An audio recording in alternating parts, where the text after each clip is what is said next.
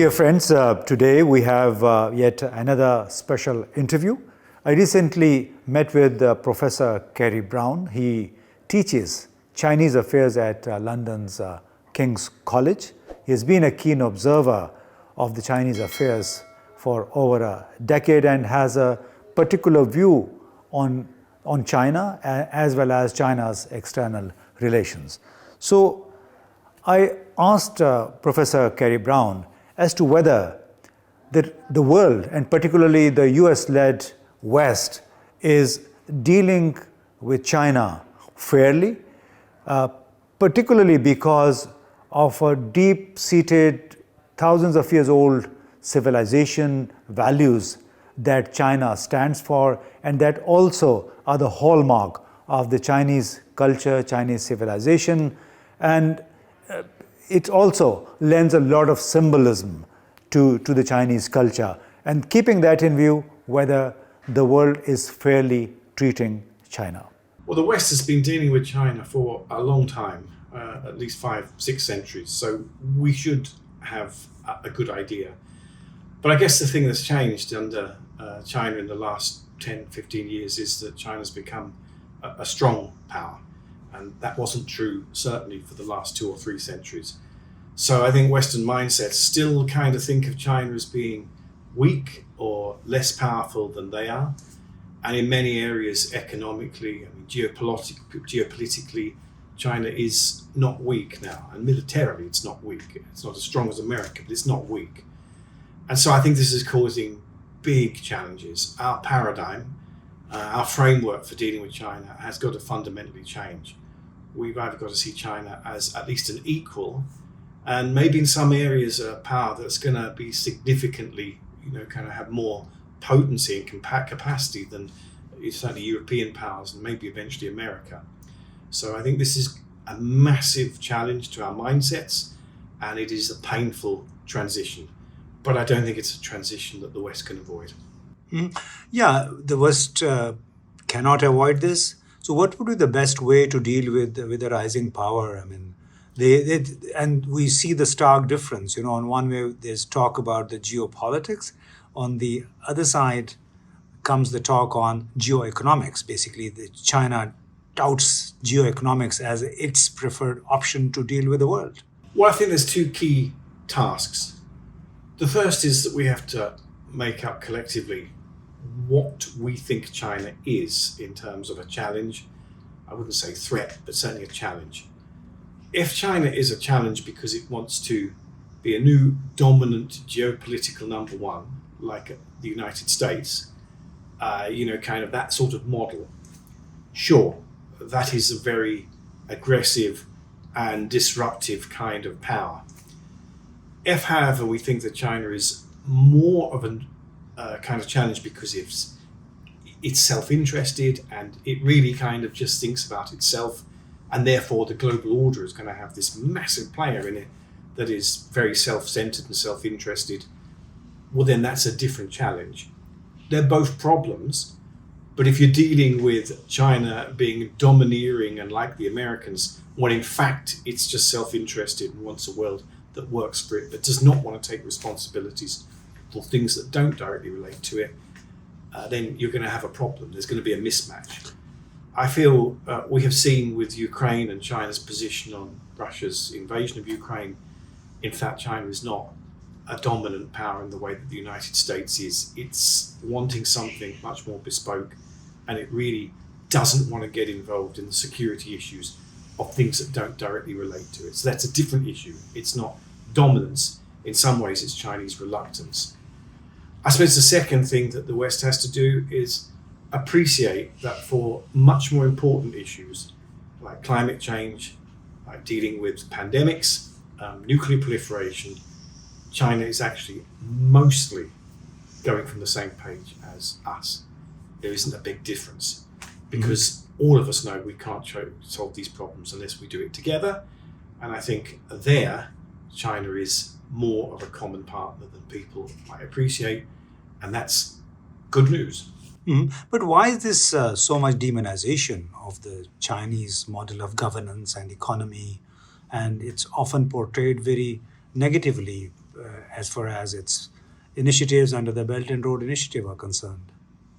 I've often thought if China were just tomorrow to rename itself, the kind of the Communist Party to be something like the Socialist Democratic Party, rebrand itself, and if they were to have sort of elections where the Communist Party always won, but at least they said they held elections, most of the West's problems would be, kind of dealt with in a weird way. Because I think the big problem is that China's politically different. It's still a communist country in name and in structure. I mean, the Communist Party has a monopoly on power. And I think that is the key problem, that it's really a problem and an embarrassment for the West, that this big assumption that you had to really kind of have a democratic multi-party system to succeed economically in the end.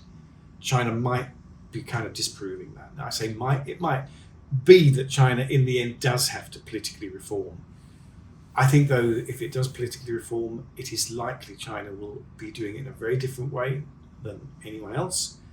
And I don't think the outcomes are going to be particularly easy to predict. And I think in many ways, this is not just because China has decided we don't want to be like you. It's because it did see what happened with the collapse of the Soviet Union and the Communist Party in the USSR. And it felt that was a really unattractive option for itself. And I think since then, it's looked for some kind of political change, but not anything that it sees in the outside world. It doesn't think we have relevant models that will help it with the big questions it's going to have to face. Well, I think it may have come from you or from one of your countrymen who said that we shall have to rethink our view of China, given the kind of progress it has made technologically, economically. To what extent is that true? Yeah, I mean, the predictions made about China in the last 40, 50 years since reform and opening up started have almost consistently been over-pessimistic, particularly economically. Every few years, there have been predictions that China was about to collapse or that China was going to go for a huge economic challenge. And so far, it hasn't. I'm not saying China doesn't have massive problems. Its economy is unbalanced. It's got massive issues with its housing market at the moment in 2022. Clearly coming out of COVID is going to be a big challenge. But what I do see is that our predictions in the West about China have been too pessimistic. And I think we have to wonder why that is. I think we have to set aside our deep unease at a non-democracy being a successful capitalist economy with an appreciation that certainly in a very unique way China has created, at least until now, a model that has been quite successful or very successful in the last 40 plus years. Mm-hmm. That's just something we have to acknowledge. Mm-hmm. Do you think President Xi Jinping has also made a difference as far as China's outlook is concerned? You have been saying perhaps the West is a beneficiary of the policies of a leader like Xi Jinping, because you can predict more about him easily rather than what you could do in the past. Yeah, I mean, one of the great ironies of today is that America is far less predictable than China. I mean, China has become really kind of very predictable indeed. It used to be the other way around. There was always uncertainty about what was happening in China and fears about whether politicians would be removed. In the 80s and 90s, it was quite kind of common to worry whether the system would collapse. Today, it's the other way around. It's like I kind of worry more about America's stability than I do about China's. And maybe that's wrong, but this is really a strange world. Now, China under Xi Jinping is confident. Xi Jinping's leadership is confident sounding.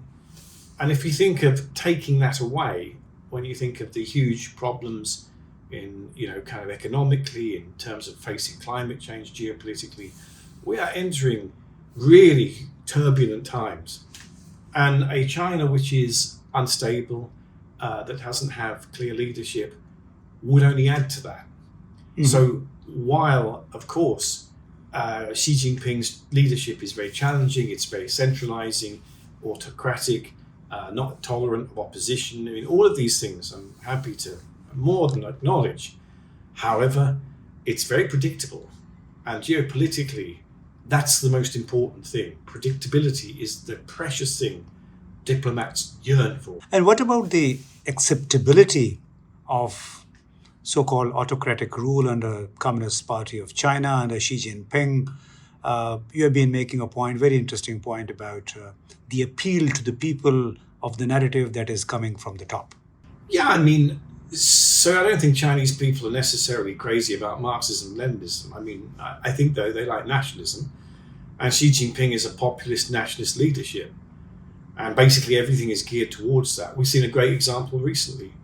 You know, these very, very swift relaxations of the COVID-19 policy, because it was acknowledged that you couldn't have economic damage and protests and still deliver this dream of national rejuvenation. And that still is the big dream.